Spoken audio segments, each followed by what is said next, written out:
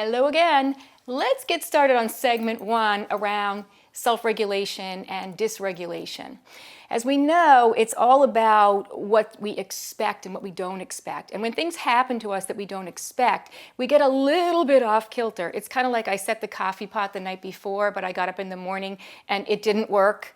And that can set me off for the day. So I have to figure out, how do I pull myself together? So what I expect when I go into my workplace is I expect certain things to be happening in a certain way. So kids are no different. So we're talking today about a whole school approach. How do we manage or assist the greater population to get themselves regulated? First of all, we've got to get together, sit down, have a little powwow, and be reasonable. When I say reasonable, I mean, what are going to be our non-negotiables? Now, we all have certain things that we don't like. I don't like it when kids have earbuds in their ears. I don't want to talk to them with earbuds in their ears. I don't like it when kids pull their cell phones out. I don't like it when kids run in the hall. We're all going to have those things that are going to drive us nuts. But as a whole school, we got to be realistic. What are the 3 or 4 things, or maybe it's just 1 or 2 things that a whole school wants to focus on at a time? And that's okay.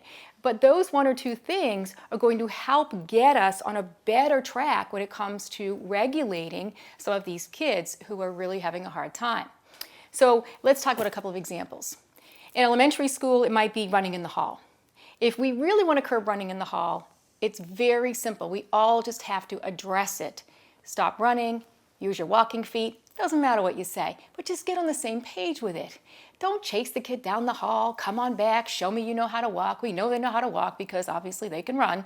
So don't waste your time. Don't power struggle, but just get on the same page and decide that's what we're going to really focus on. Maybe it's middle high school. Maybe it's tardies. We all struggle with this. What do we do when kids are tardy to class?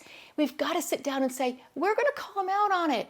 We're going to, after the 3rd tardy, we're all going to have a 5-minute conversation with the kid at their lunchtime or whatever.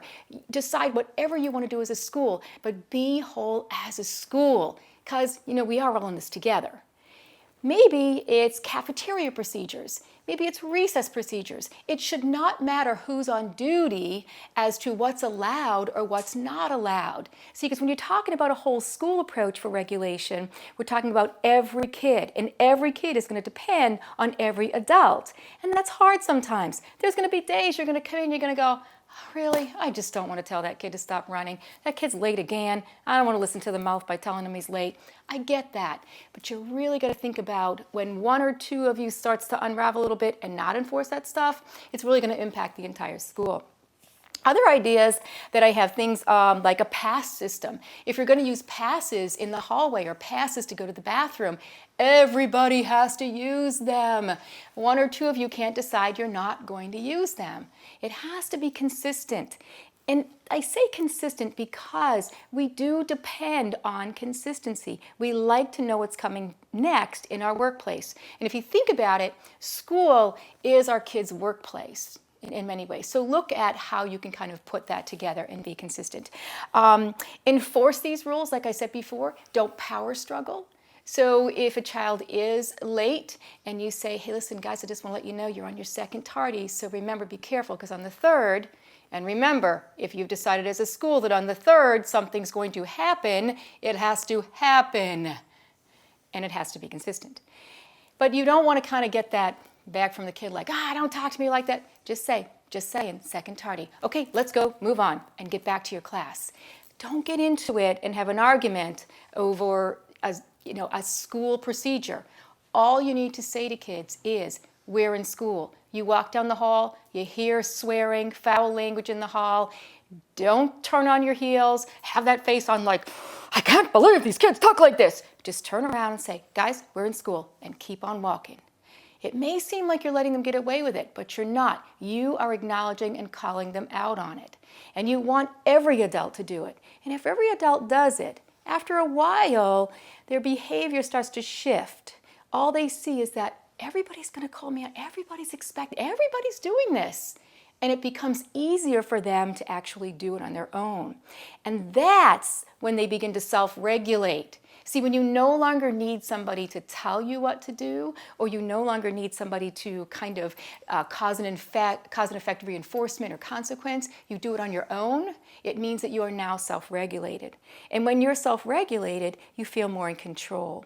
And when people feel more in control, especially our kids who are dysregulated, they're able to take on bigger and better things, which is what we want in our classrooms. So again, just to kind of close this video, start with your whole school. Get together, be reasonable, decide on what those 2 or 3 reasonable things are, and follow through and do it every time. You know, I always compare this to kind of that median, you know, when the police are parked in the median and, you know, you might be, you know, you're not speeding, but everybody always puts their brakes on. I don't get it. You're not speeding. Why do you put your brakes on? Because they have been so consistent with one thing in our lives that when we see that car, we self-regulate. That's what you're doing. You're self-regulating. And that's exactly what we want from our kids. So think of your ideas, share your questions. Take care. Thanks for watching, and I hope you found this video helpful. If you did, make sure to like and subscribe so you never miss another video. I speak and consult on school behavior, and I love to help districts solve some of these problems. See you next time.